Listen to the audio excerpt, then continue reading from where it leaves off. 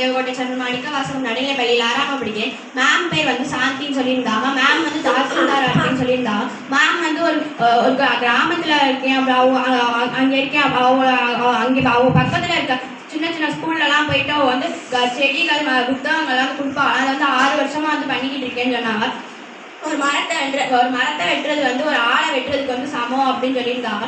மரம் இல்லாமல் மனிதனால இருக்க முடியாது, ஆனால் மனிதன் இல்லாமல் மரம் வந்து இருக்கும் அப்படின்னு சொல்லியிருந்தாங்க.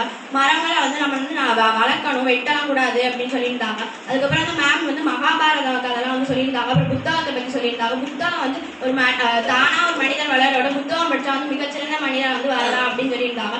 நானும் வந்து மரங்கள்லாம் நிறைய வைப்பேன், புத்தகம்லாம் படிப்பேன். எங்கள் வீட்டு யாராவது மரம் வெட்டினாலும் மரம்லாம் வந்து வெட்டக்கூடாது சொல்லுவேன். மேம் வந்து ரொம்ப பிடிச்சிருந்துச்சு. நன்றி.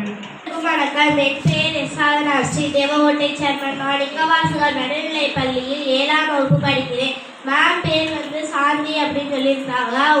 அவங்க வந்து மரம் செடி இதெல்லாம் வந்து வளர்க்கணும் அப்படின்னு சொல்லியிருந்தாங்க. அவங்க மரம் வந்து மனிதன் இல்லாமல் வந்து இருக்கும், நம்ம வந்து மரம் இல்லாமல் வந்து இருக்க முடியாது அப்படின்னு சொல்லியிருந்தாங்க. அதுக்கப்புறம் வந்து கதை புக்கு இதெல்லாம் வந்து நிறையா படிக்கணும் அப்படின்னு சொல்லியிருந்தாங்க. அதுக்கப்புறம் வந்து ஒரு கதாமணி வந்து சொல்லியிருந்தாங்க.